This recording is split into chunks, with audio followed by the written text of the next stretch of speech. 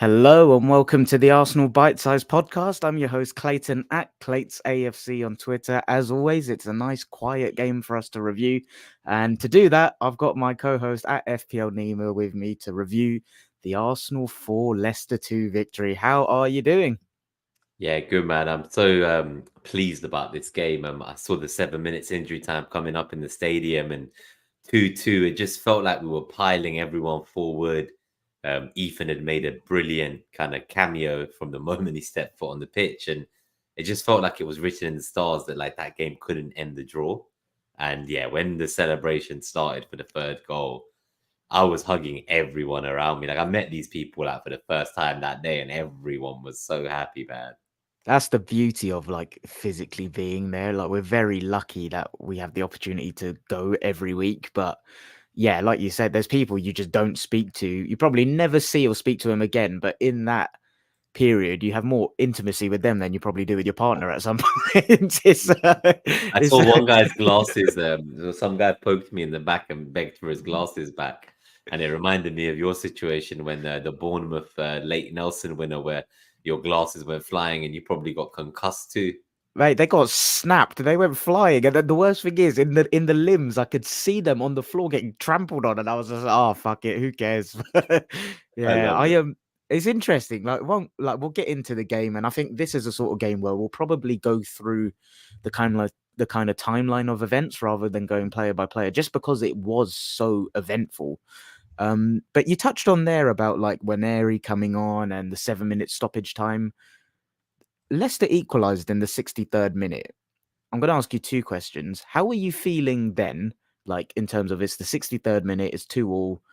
Did you think in that moment when you were in the stadium we were going to go on and get the job done? And then I want to ask you 80 in stoppage time when it hit 90th minute, it's still 2-2, 7 minutes added. Did you think then we were going to do it? So two questions there for you. Yeah, so I think when they first equalized, I just kind of saw the replay of James Justin's second goal on the volley off the post, and I just thought, like you can't stop that. I was like, like what can you do, man? Like the opposition fullback comes and scores two goals like that, like a deflection and a fucking volley, and you just can't do anything about it. So in my mind, I was like, look, it's all good. We've been dominating the game possession wise, like this is fine. Just keep cool. Don't panic. Just we got what we need to go and win this. But it was frustrating. It was kind of just like goals that I felt like we couldn't do much about. Well, the second one at least. Maybe the first one, some mistakes were made on the lead up to it. But yeah, generally I thought, yeah, it's still all to play for, right? Nearly half an hour to go. However, on the other hand, when the injury time one came up, I could feel myself starting to internalize like, oh, like maybe it's not the worst thing, and like it's only September, and I was starting to like come to terms with like what it would mean if we didn't take all 3 points. So I think that's why I was even more crazy when I then celebrated, because I'd started to just start accepting that maybe it's too late. It's so funny you say that about internalizing it because I was the same. 63rd minute, I was like, oh, this is going to be chill. Like that first half, when we went in 2-0 at half time, I literally texted the group chat, like, this could be 4 or 5. It's a chance to take off Saka. I can't remember who else I said, but I was more getting at like we can mass rotate in the second half with PSG on Tuesday. Like I was definitely like, oh yeah, this game's going to finish 4-5-0. And 63rd minute, I think because of that confidence I had in the first half, I did think, oh, we're going to win this, no problem. Of course, I was annoyed that we let in the equalizer and we conceded 2 goals, but I wasn't ever in doubt. But I must be honest, as it got to that 90th minute, despite how great Nwaneri's cameo was, and he really, just was so encouraging. I didn't think we were going to do it. I'd be lying to everyone if I was saying any different. And I was doing the same as you on the kind of internalizing. Like I was going through the permutations of like, what does this mean for the league? Like thinking in my head about City's upcoming run, our fixtures, and I was like, it's fucking September the 28th. What is going on? Like the level of stress. And it's funny, I, like you, went absolutely mental. And yesterday, like this is so tin pot, but I'm gonna admit it. I just was feeling like really tired and like really worn out. And I don't know, like I found Arsenal in the last 2 to 3 weeks quite exhausting. That I kind of wanted to go to yesterday and just like a nice sunny day out, like relax, don't need to be too boisterous, like get involved with the atmosphere and stuff. But I wasn't expecting it to be hostile or anything. Like Yeah. how it was towards the end where it was electric. Like I wasn't expecting that. So I thought, okay, mate, like players need a rest, they conserve their energy. I was like, as a fan, can I conserve my energy a little bit? Just kind of enjoy the game. And that did not happen because first half we were cruising, and then as it got to that 90th minute period, like there were a few like refereeing decisions that were annoying me, and I was just letting off a lot of steam. But oh my god, when Trossard's goal, or the own goal, however we want to call it, when that went in, and then Havertz's one, I went absolutely mental. But it was a good day out in the end. And it's funny, what idiot said on the preview, oh, it's not going to be 4-2 again. Can't believe it was a repeat of the scoreline and everything. But yeah, no, we'll talk about the timeline of events. I almost got carried away and spoke about the order of the subs, but I'll ask you about that a little bit later on. Sure. Let's shout out a couple of the guys in the chat before we move into the usual structure. We've got Mike Halpin in. Uncle Mike, evening, everyone. I'm hate watching Man United Spurs while watching YouTube boys to cleanse me. I've actually got it on in the background as well. It's currently 2-0 to Spurs, 69th minute. Man United are down to 10 men. And my mate Andrew's in, just popping here to drop a like, say Ten Hag is shite and up the Arsenal. We'll listen later, Chiefs. Nice one. And my mate Andrew actually fucked his foot yesterday. He lives in Archway, and he had to limp all the way home from the game. So sending him a lot of love, even though he was being a little bitch yesterday. But anyway, going into the review. So lineup came out, and David Raya was in fact in goal. I think you predicted he would. Then I think Timber the thing started is, at I right. predicted that before the news, right? That like he hadn't traveled with the squad. I started going towards your boat of thinking Neto would start once some of the news came out. Yeah, fair play to people that actually predicted that. I was pretty confident that Raya wouldn't play either, in my opinion, based on how I read everything. So got that wrong. And then Ben White obviously wasn't in the squad. So in terms of like a holistic view on things, Ben White wasn't in the squad. I'm not sure what the update is and whether he'll be in the squad on Tuesday against PSG. But I don't know if you've seen the rumours about Calafiori maybe having an injury now as well, so that's one to keep an eye on. I haven't seen anything concrete. I don't know if you have in terms of a diagnosis to actually comment, but that would be a real bummer if he's out. But yeah, let's we'll park that for now. But team came out. And before we go into the sequence of events, are there any standout players you want to go through? I'm sure like the likes of Martinelli, Trossard, Timber will all come up because of the nature of some of the goals. So are there any that you think if we don't cover through the key events you want to shout out? Yeah, I think the ones you mentioned we'll get to, but I just want to shout out, I guess, Timber at right back, because like even though we will cover him, like it wasn't just his assist, it was just he did something I've not seen at right back in Arsenal for a long time.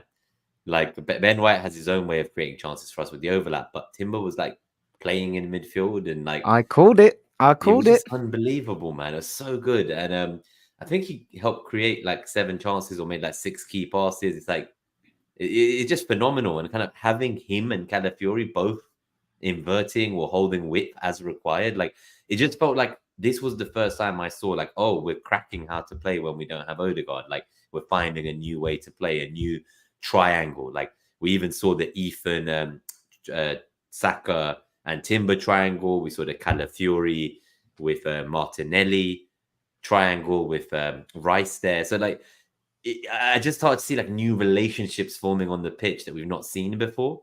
And it made me very excited for like what things might look like when we get further into the season. Everyone's fit, everyone's learned to play together. When Marino gets added to this, like it just felt like very much exciting. Like I was seeing us play in a way I didn't know we were able to. Yeah, big time. And like selfishly, like I'm not one for self-love and stuff, but I'm pretty happy with like how I predicted we'd play without Odegaard, because I spoke a lot about that kind of 2-3 structure and Timber going into midfield zones and being more of a connector than a Ben White when he plays that role. So I was quite selfishly happy to have called that one, to be honest. But yeah, Calafiori as well. And like you speak about the way we played without Odegaard. Yeah, there's like a lot of data that backs up the. Again, I just spoke about like an identity shift, right? And Arteta spoke about efficiency. Ironically, I think we weren't efficient yesterday when we look at the stats later, but yeah, I think in build up and everything, there were some real clear shifts that we'll touch on in a bit. Anyone I want to speak about that may not come up? No, I think everyone else will come up. So yeah, let's go into it. So this flipping hell. Just before I read this out, actually, that stat you briefly mentioned there about Timber, what was it? 7 and 6 chances created or I something? think Have it you got was that to seven. hand, Ben? Yeah, let me just dig it out. I'm pretty sure it was like 7 chances created or something. With his assist included in there. I'm just having a quick. Oh, that's why I it's not. found it. It's You all right. found it, So yeah. yeah, so from Squawker, I may have spelled that wrong, pronounced that wrong even. Most chances created by a defender in a Premier League game since 2016-17, whilst also providing an assist. And that was 7.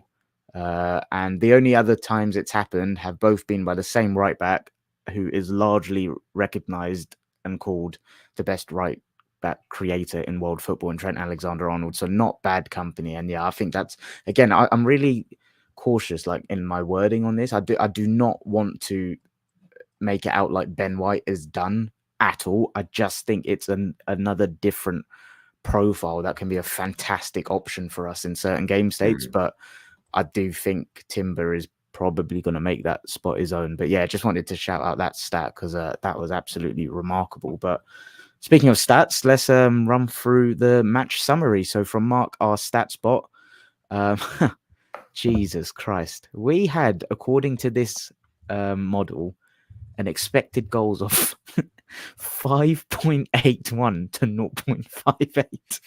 Our threat was 2.98, excuse me, to their 0.5.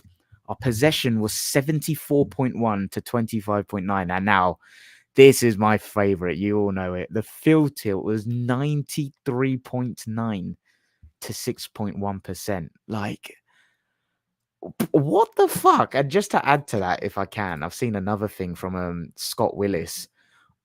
This I must say, this is a different model statistically that's using it, but according to FBref, Arsenal's 4.7 expected goals on their model is the 20th highest in the FBref database, and it's the 3rd highest ever in a Premier League game. It's the highest for an Arsenal match. Like, to do that without Martin Odegaard and the other injuries as well, I know you have to take into account the opposition, but oh my God, where do we start with it?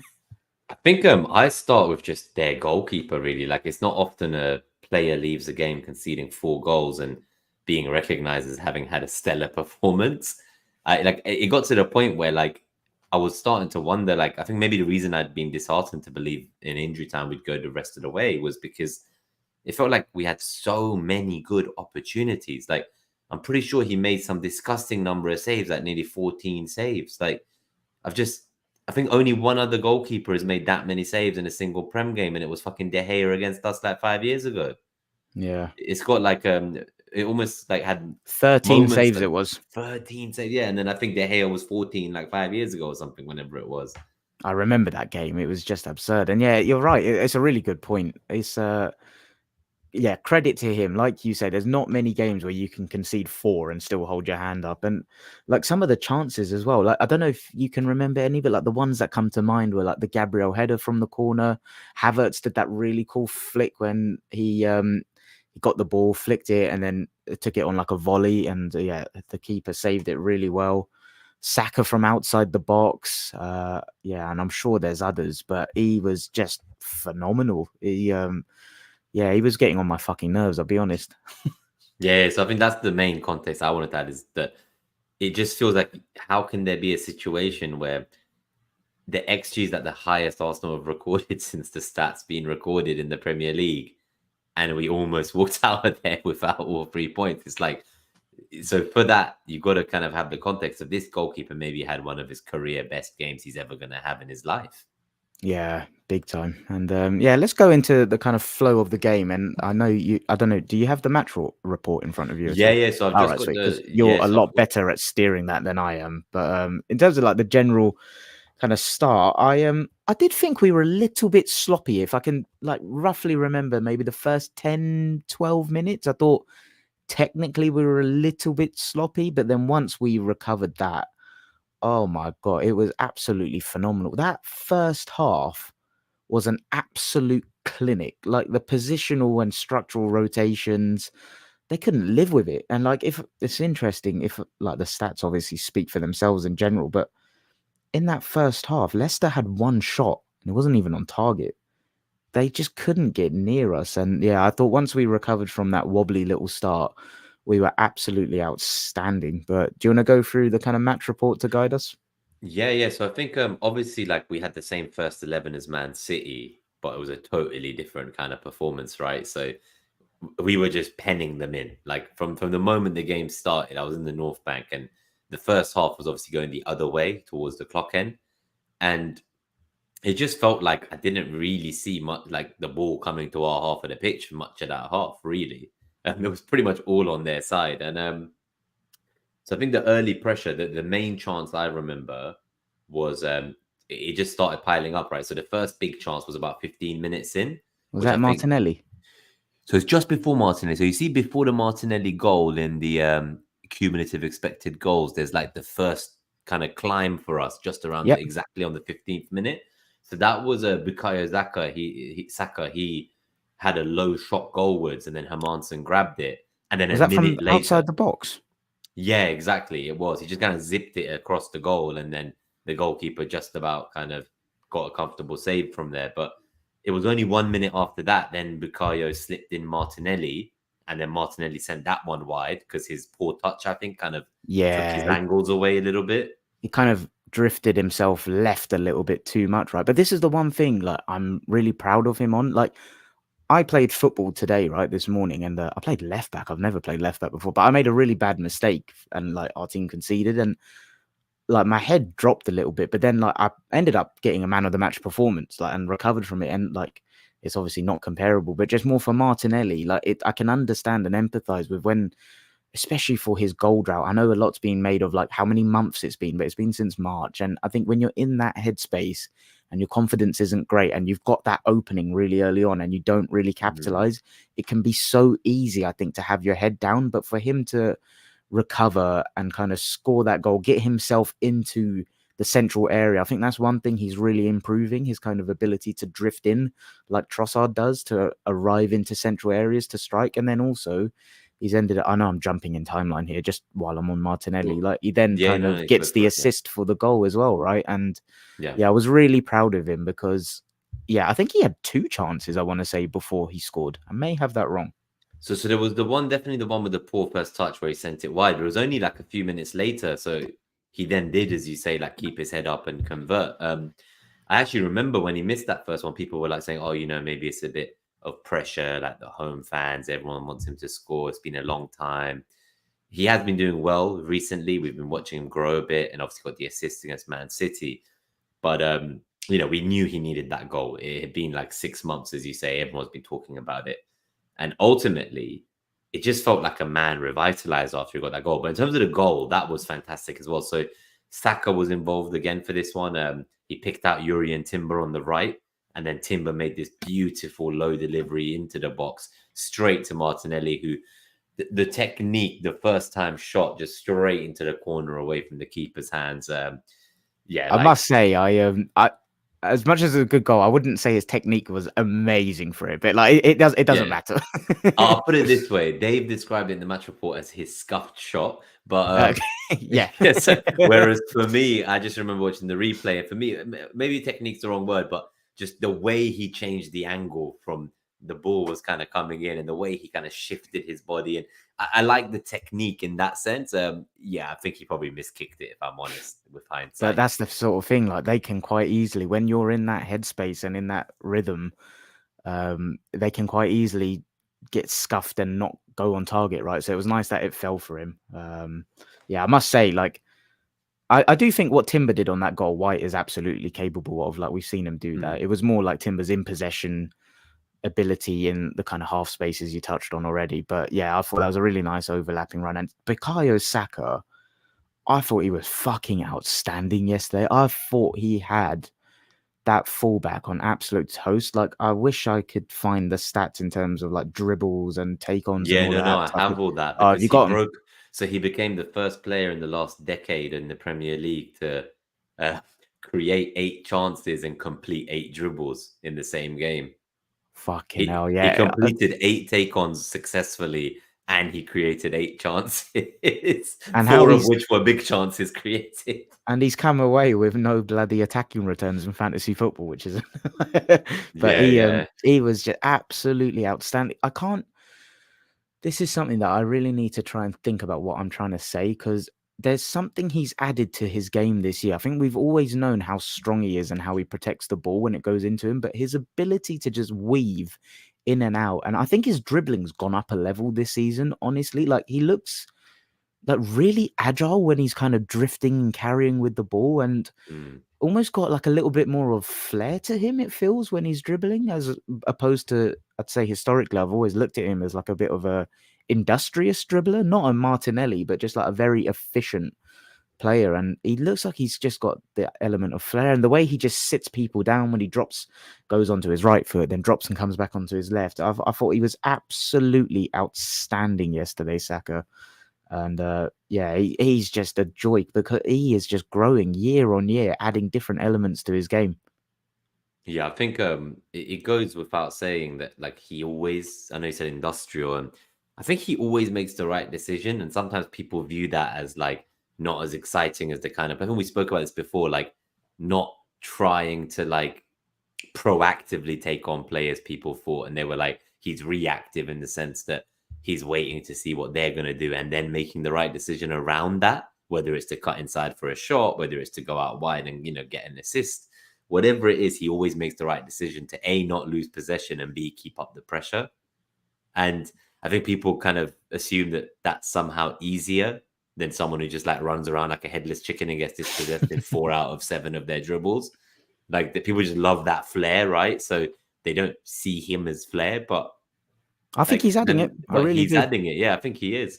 He's got a Yeah. confidence. Like he's become like a man, right? And he had the captain's armband on as well, which we must add. Yeah, nicely brought up, because I would have skipped that. Yeah, it's pride, isn't it? It's one of our own who's come through the academy, joined the first team in a really tricky dark spell, and he's grown with the team to being one of the best in Europe. Just on the first goal, foul on Vardy for you?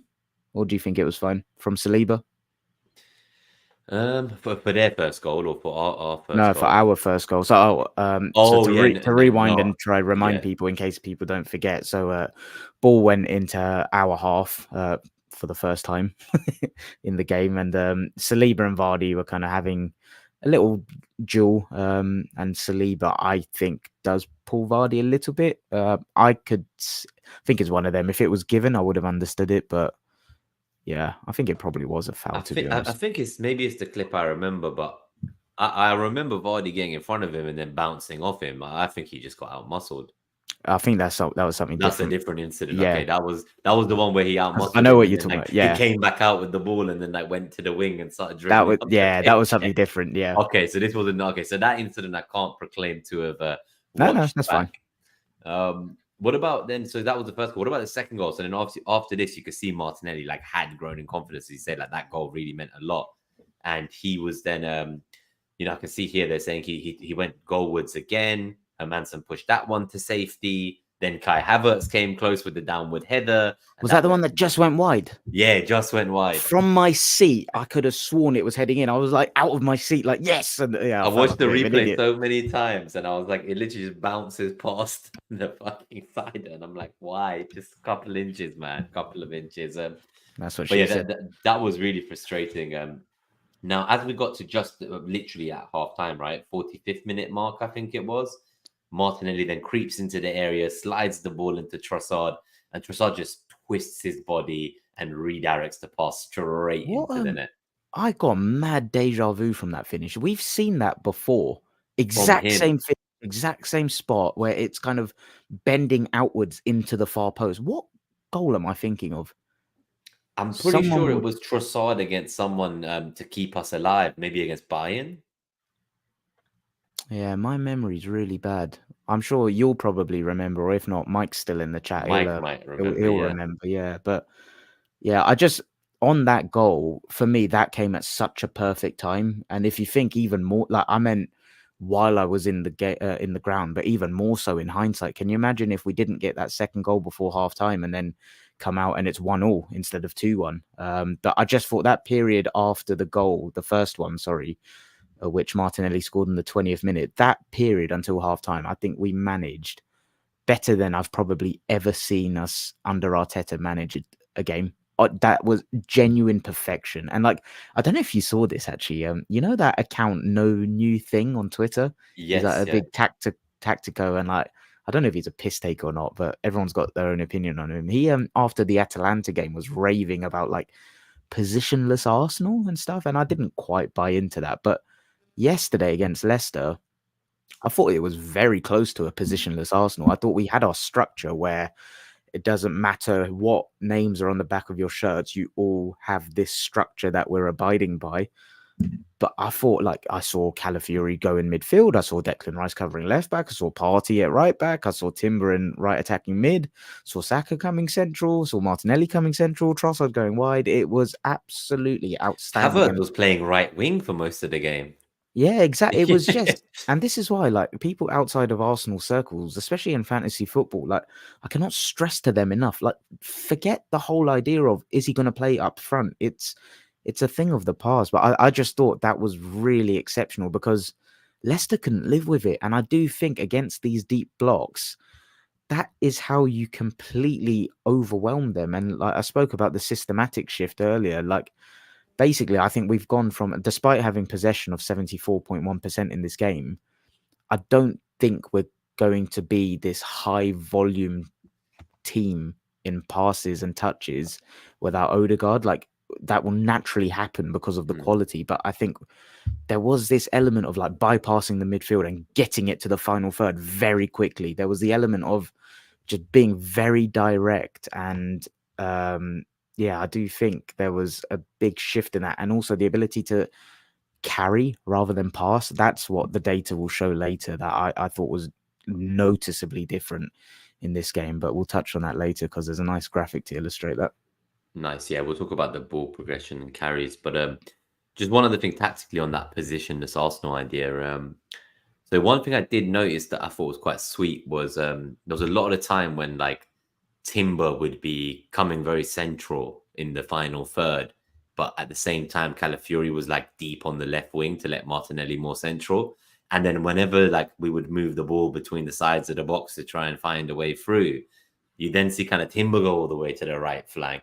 And then Calafiori would arrive in the middle. And they were just like literally just shifting left and right, taking turns, which one of them would arrive in the center of like the kind of zone 14 areas that we talk about in the half spaces. And the amount of times I saw Calafiori receive the ball from either Rice or from Martinelli in positions that I just thought were like quite extreme positions to just randomly give him the ball, and then he just like casually receive it, fling his hair, and then like slide it across to the other side. Like I was like, what is going on? Like, why is he getting so many touches in and around their box? Like, who is this guy? I heard the fans try like ask him to shoot and shit in the crowd as well one time, and he kind of thought better of it and passed it on again. There was that one moment, wasn't it, where he was in the similar spot to where he scored against City and everyone just went shoot. But yeah, he's just so comfortable receiving the ball everywhere. I must say, just one slight constructive criticism. I do think how front-footed he is could get him in trouble sometimes. Like, and even that, I think there is an argument that he was lucky to be on the pitch with avoiding a second I've yellow. seen the incident. Yeah, you could. Yeah, I would have had less issues with him being sent off for that than the other two Reds we've had this season. Yeah, but like ironically, that was probably a bad example for me to make the point I'm trying to. But there were just periods in that first half where I think that's what that spike in Leicester's XG. Like, sorry, I know I'm rewinding, but in that first half, I think it was like James Justin had a chance on the right, but Calafiori was like really caught going central, and I do think maybe it's just like learning the new role, but defensively, I think there is room for improvement there. But hopefully, that's something that will just come with learning the role. But yeah, Yeah, no, absolutely. I think you are right. Like there is definitely an element of like danger in his play, and I am convinced that if we don't be careful, like it will come back to bite us. But for now, it's like it's a new system, new country. Like end of the day, I think the thing that really tells it to me, right, is the manager basically said it, right? The manager was like, there's very few players I would ever give them like a debut against Man City away. But I yeah, told him what I wanted, and I could see that he's keen and hungry. And I just thought, okay, like because there's something about him as a player that he's charming these people like a snake charmer into playing him. He's like, I don't think you worry, fancy don't. him. No, no, I think I said it. Remember when you were like I, waiting for some tactical analysis and I was talking about aura? Do I you remember fancy him. that? If you don't fancy him, you're weird. Yeah. So, but yeah, no. So I think it's just there's something about him. I think the reason I say something about him is I feel like he's another one of these players like Havertz, like Rice, where they're really open to learning. They have a growth mindset and they're not stuck in the ways of how they believe football should be played. Like they're open to adapting. And I think when you deep it, this might be the first time I can think of in recent memory that we've been able to get the hottest Italian prospect in Italian football out of Juve. Juve Yeah, wanted him, and Juve's president come out and said, this is like this is basically he was saying that this is bad, not just for Juve that we couldn't sign him, but for the whole of Italian football. That why can't we keep a player like this in Italy? yeah, Like other players didn't come to us, Vlahovic, Locatelli. Like every time there's a good Italian player, Juventus gets them and they don't want to go anywhere else. So for me, it means a lot that, Declan Rice, he could have just walked into the City team and won himself a treble. These are players who chose to come to us and believed in a project and are going to take on all the information from Arteta and implement it. And that's what excites me about the kind of squad we're building. yeah, big time. And even like I spoke about that Havertz interview on Friday when we did the preview, but he even spoke about Arteta saying like there's small details in football that he was never aware of. Aware? Yeah, he was never aware. That I feel like that doesn't make any sense what I'm saying, but No, I think I you're might. right. It's just like the details that they didn't even like. They just didn't They know. didn't Like, know about, yeah, and he just made them aware of them, and yeah, I think that's where like the level of detail he goes into. That's where this kind of marginal gains come in, as well as his obvious elite tactical ability. But yeah, I think first half we've covered most of the action there. Went in cruising 2-0, like I said, and then fuck me, come out and what was it, 47th minute. So I do think Saliba could have done a lot better in the way he handled that duel with Vardy. He obviously got a yellow card as a result, but I think Vardy got the better of him there. But like we that was the speak about, yellow card, right? So Saliba got a yellow for taking down Vardy just correct, outside. yeah, and like we speak about the two goals and like whether we can do anything about them. I do think there is stuff like I think that, yeah, like I said, that Saliba duel, I think he has to do a lot better there and kind of own that. But yeah, what can you do about the actual delivery and the fact that it's taken a ricochet off? Who did it go off to go in? Havertz. Havertz. Yes, but Yeah. obviously David Raya, like, he's going one way and then the ball, Justin's header just deflects off Havertz straight into the net. Like, what can you do?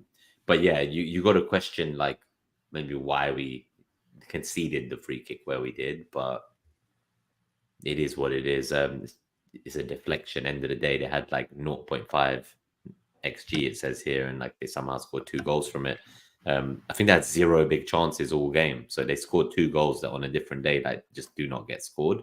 Yeah. Um, Now, this period after the goal, this is one where I might need your help to kind of run through the match report, because on the graphic we've got on screen, there's like a load of jumping for our expected goals. And I know we had chances in that second half, like Trossard hit the post. That we had so many fucking corners yesterday. How many we corners had did we have? 17 corners. 17 and Saka's consistency and Rice, like the ability to always put it in the right spot is absolutely mind-blowing. But anyway, what I was saying is on the graphic after Leicester's goal, there is just like a consistent climb in our expected goals before they actually go and make it 2-2. Like Can you in the match report? Does it say what those chances are? Yeah. There's a few that I remember. Two of them are actually like in quick succession. So one of them was the Gabriel header. So if you Yep. remember, I'm just looking like pretty much like after it went 2-1, we had Gabriel header from a corner. The keeper blocked that. Then Calafiori had a follow up that got blocked as well, and then Timber blasted it over. And then there was one where Saka Forgot about tripped. that Timber chance. Yeah, because that was I think the keeper Yes, may have been on the floor.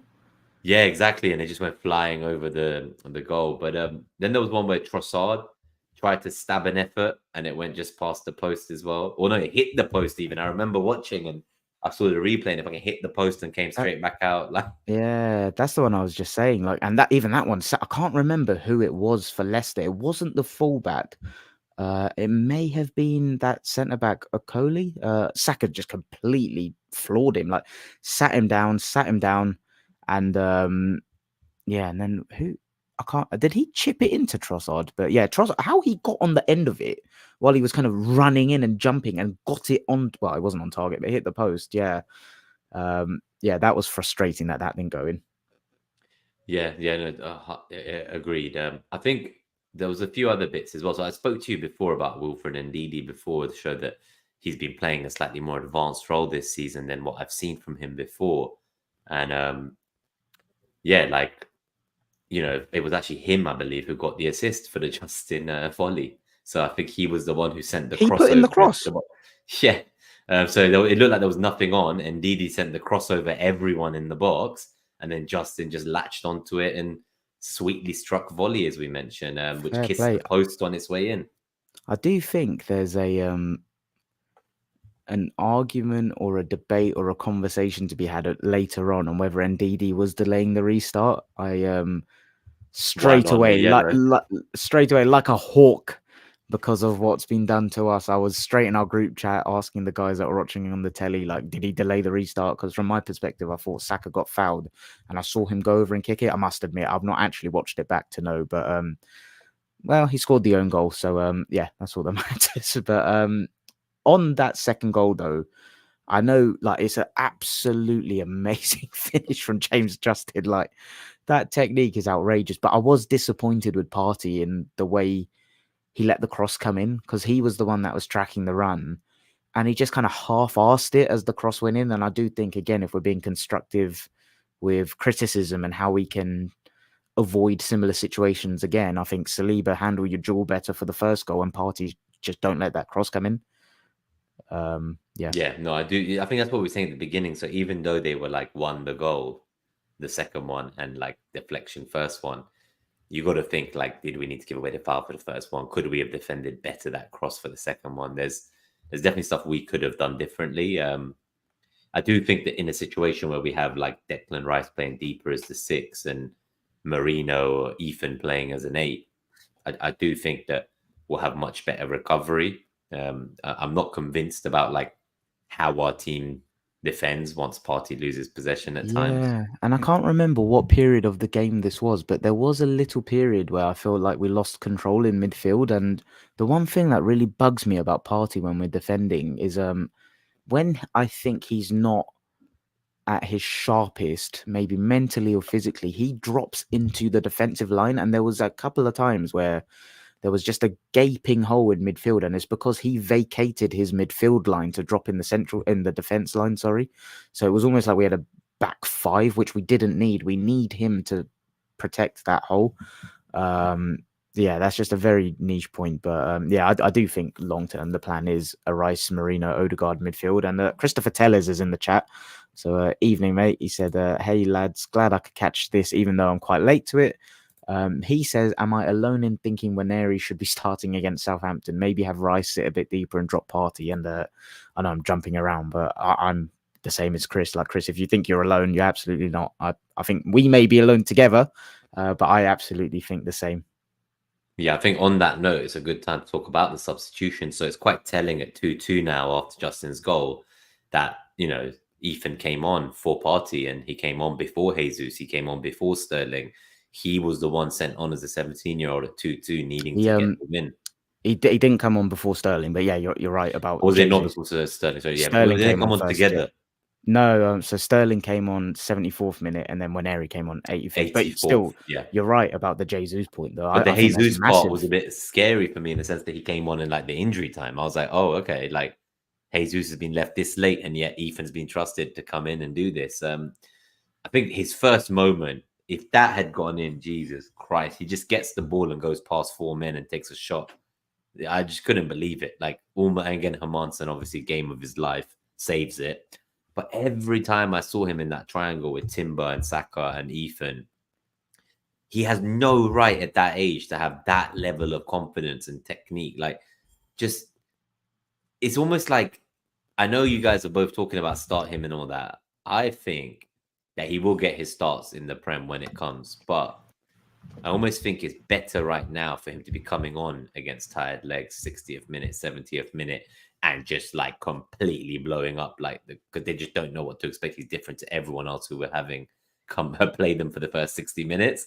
Whereas if he starts the games, I just have concerns for a 17-year-old where if they know he starts, they're going to make a game plan to just do what they do to all our players, which is just rotationally foul the shit out of them until they can't Yeah, play. that's true. That is true. But that is part and parcel of football at the top level. But yeah, let's maybe have We'll that talk about him conversation in the at previews, I'm sure. But yeah. so yeah, just apart from his cameo, which was like maybe I think the best tail end cameo Premier League I've seen, like that I You can just recall.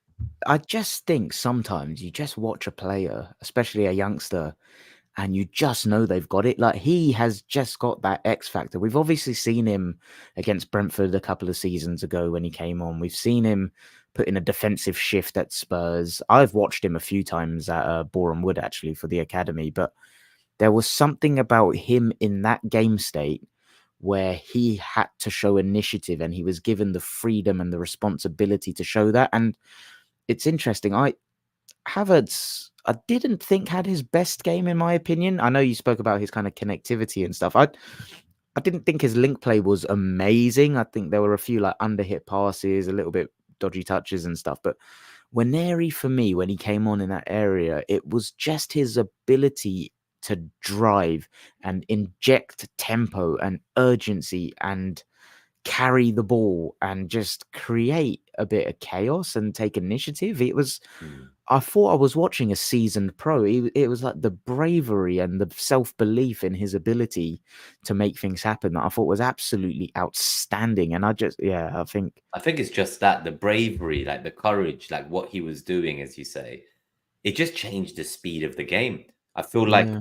it was quite telling that it was only shortly after he came on that we ultimately got the winner. And I'm pretty sure he was involved in winning the corner that led to the goal. Was just gonna say that was even that. I'm sure that was where either Timber or Trossard fizzed it into him. He took it on his right foot, dragged it onto his left, and then I think he won the corner as well. But like even that, the close control, like he's just ridiculous. I can't believe how good he is. Yeah, but we'll talk more about Ethan when we look at Champions League and the next Prem game. In terms of just wrapping up the final, obviously the two most important goals that got us the 3 points in the end, and then we'll look at the carry stuff you had. I know we've got to keep this one to 45 minutes or so if we can, but yeah. So obviously, Jesus had come on as you say, but so I think it was the 4th minute of stoppage time. Saka whipped in another corner, found Trossard at the back post, and he just side-footed it into Ndidi and into the net. Just side-footed it straight into a busy area, own goal. And I actually saw a replay after of Trossard at the corner before it gets whipped in. And he's just like bent over somewhere near the penalty fucking circle. He's like tying a shoelace. He's like looking up and around, like, all the casual dark arts that we've become famous for. And then as soon as he sees Saka's about to finally take it, he goes to his position and there's absolutely not a single defender on him. And I'm like, what the fuck are you guys doing? Did you actually fall for him doing his shoelace? Like, are you guys it's stupid? I do Like, think after the what was it you said 17 corners, it must just be so mentally draining because I think each one of them is like such a good chance anyway, and like the concentration to track your runners and the short, sharp movements that they do to create a yard for themselves is must be so draining. But yeah, Trossard, just great to kind of get contact on it, get it back into that central area, and then ricochets happen. And I think after last week being on the end of an obvious last minute equalizer, it was great for us to kind of have it go our way yesterday and get that last minute winner in stoppage time. But yeah, Trossard, he's just a clutch player, isn't he? He's scored some important goals for us, and I think we're talking to him about an extension now as well. So I'd be happy to give him that for the, as you know, comparing him to the depth we've had in previous years is unbelievable. He's making it difficult for the manager as well. Like, how can you drop Martinelli and Trossard, to fit in Ethan next week and then play Kai back up top? Then you're going to lose one of Martinelli or Trossard, and how can you do that to either of them after the performance this week? But just to wrap up to the full, but when we scored this goal, obviously the celebrations were mental, as you say. Yeah, I don't think my area stopped clapping for the rest of the game. So it was kind of like the 94th minute, the goal goes in, I think roughly around then. And then we were basically clapping and celebrating and dancing all the way through to the fourth goal and through to the final whistle. It was like the party kind of didn't stop. Like once that third goal went in, the jubilation around the whole stadium. The whole stadium was bouncing. Stadium. Like the clock end looked great. Everywhere was just looked good, bouncing. Man. And then, of course, the man with the best song had to make it 4-2 with one of the best finishes I've ever seen in my life. I've got to say, though, on that fourth goal, what was Jesus doing? Like, you could tell he really wanted a goal, isn't it? Because I do think he had better options on. But he fires towards the bottom corner, obviously. Like this is luckily Hermansen saved it, and then Justin fucking passed it back. Yeah, this is such a nerdy observation, but it obviously went to VAR, right? And do you know why I was so confident that it was a goal?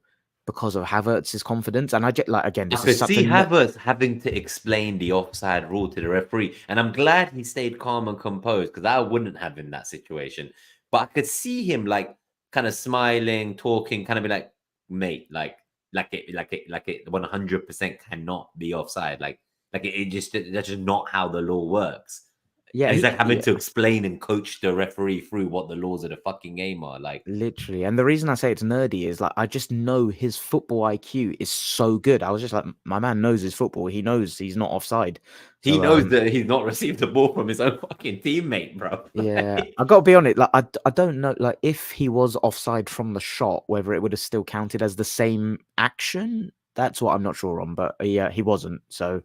Yeah, it was 4-2 to wrap it up. Same result as a couple of years ago. And we got to play a bit of Shakira at full time. So, all in all, I think this is one where if you watch it back without emotion, which is obviously a bit pointless because football is emotion, when you look at the stats, like we could have scored more. And like they got two very unique goals from nothing, really. So, all in all, job done. It's a nice little stat pad sesh for us in terms of our expected data for the people that are trying to paint their narratives without context on Arsenal this season.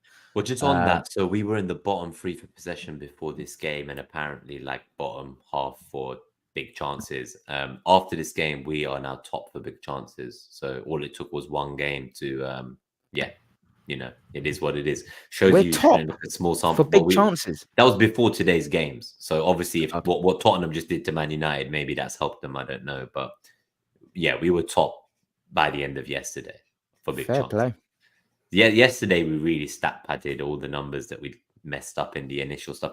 Do you still want to do the quick look at the ball progression before we get very quickly? Just 10 seconds on it, just because what I was getting at in terms of the shift of identity in Arsenal, like you always see.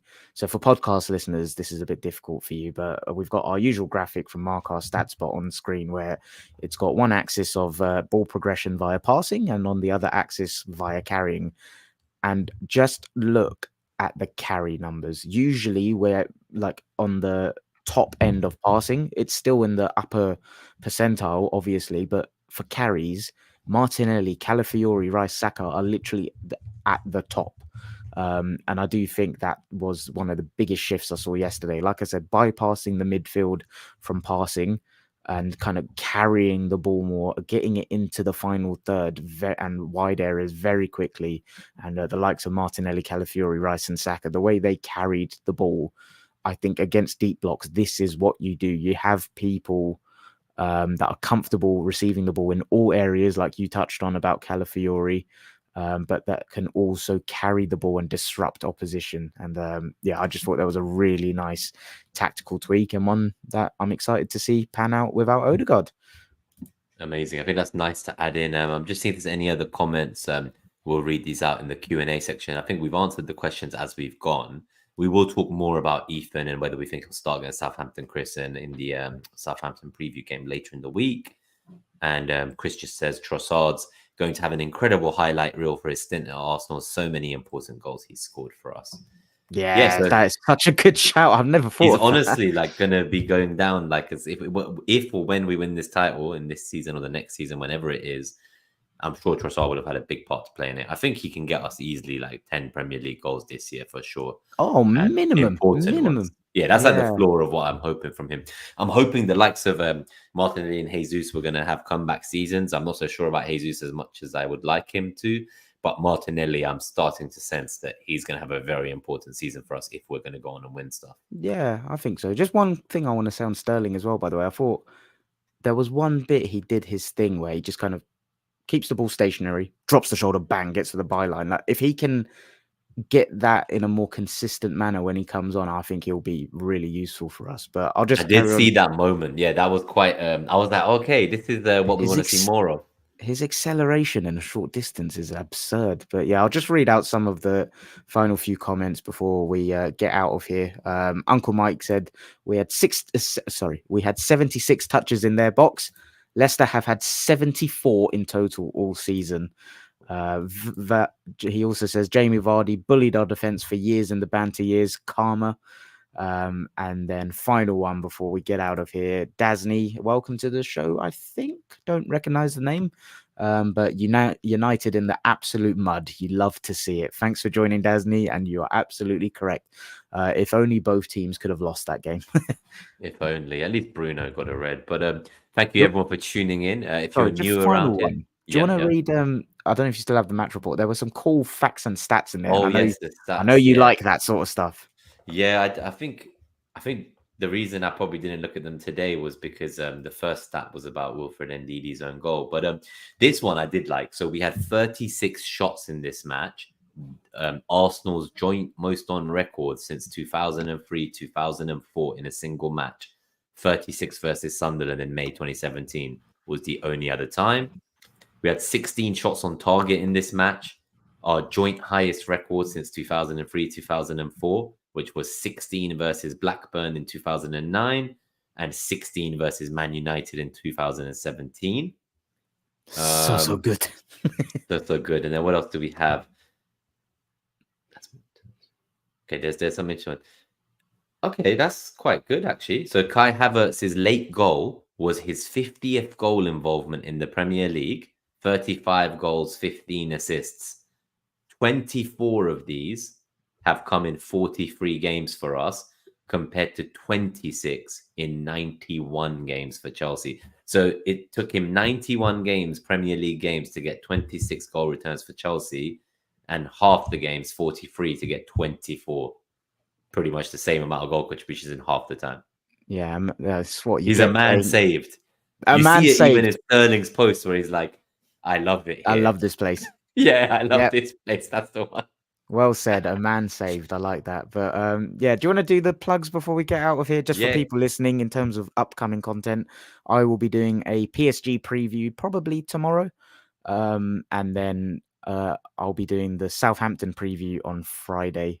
If I can, and if I do have time, I'll be doing a PSG review during the week. But if not, I'll combine it with the Southampton preview on Friday. Lovely stuff. Yeah. And guys, if you're new around here, please do hit that subscribe button to keep in touch.